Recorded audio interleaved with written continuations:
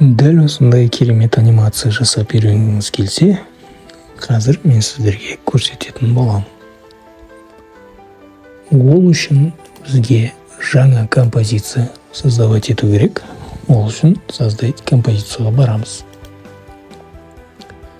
Композицияның атын өзіңізге ұнағандай алып қоясыз. Мен текст деп қоямын. Және шаблон настроек қандай болу керек сізде, соған қоясыздар. Яғни альбомный немесе книжный. Ені ұзындығын бәрін келтіріп қойсаңыздар болады. Одан кейін частота кадров нешеге қойғыларыңыз келеді. 120-ға дейін бар.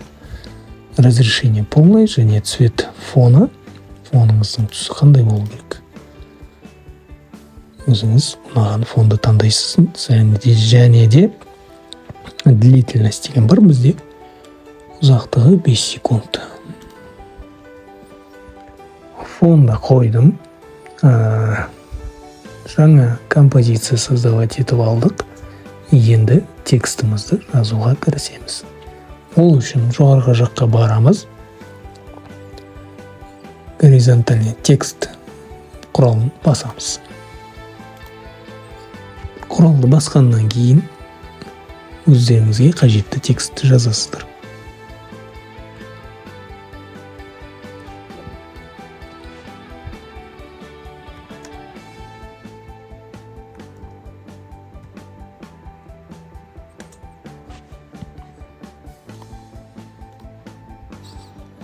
Текст жазып болғаннан кейін оң жоғарғы жақта масштаб деген бар. Яғни біздің жасап жатқан жұмысымыздың масштабы. Яғни дәл осы сәтте текстіміздің масштабын келтіреміз. Яғни көлемін үлкейтеміз немесе кішірейтеміз.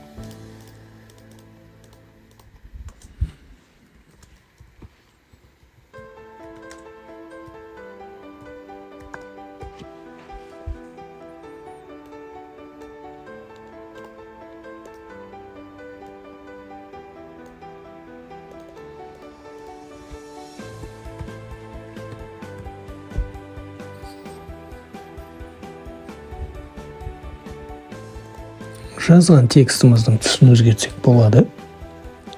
Яғни ерекшелеп аламыз. Одан кейін өзімізге қажетті түсті қоятын боламыз. Яғни жылжытқанда көріп отырсаңыздар, тексттің түсі өзгеріп отыр.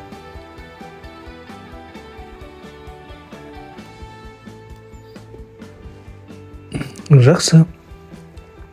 Текстімізді жазып алдық. Енді текстіміздің үстіне барамыз. Предварительная композиция жасаймыз.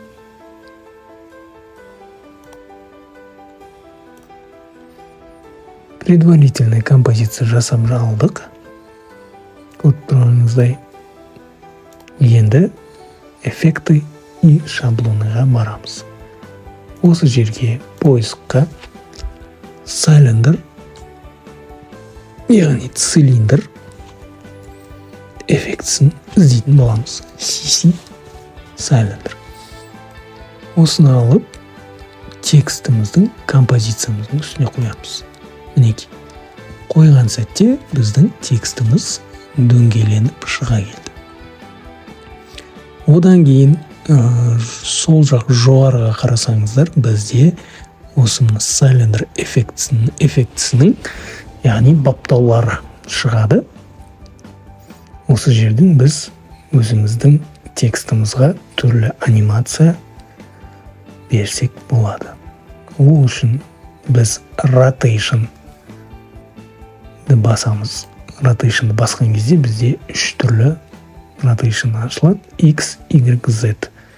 Әр қайсының өзінің бөлек қызметі бар. Енді қараңыздар, rotation X-ті қозғалтсам, текстіміз, яғни осылай өзгереді. Rotation Y бізге қажеті осы rotation Y болады. Rotation Z, яғни оңнан солға қарай осылай қозғалып тұрады. Енді сәл үлкейтейік текстімізді. Rotation X-ке барып, кішкене сәл төмен қарай түсіп қойсақ. Одан кейін таймлинияға барамыз. Таймлиния дегеніміз осы жер бізде. Уақытымыз ең басына апарамыз. Rotation X-ке барамыз. Уақытын іске қосамыз. Және де 00-де тұру керек міндетті түрде. Одан кейін таймлинияны соңына апарамыз да -1000-ға алып барайық. Енді қараңыздар, біздің анимациямыз орын алды.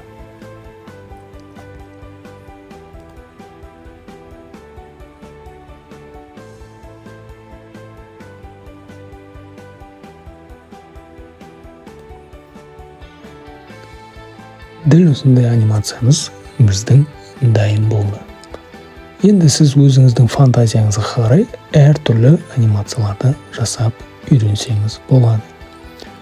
Қазақша After Effects'ті бізбен бірге үйреніңіздер.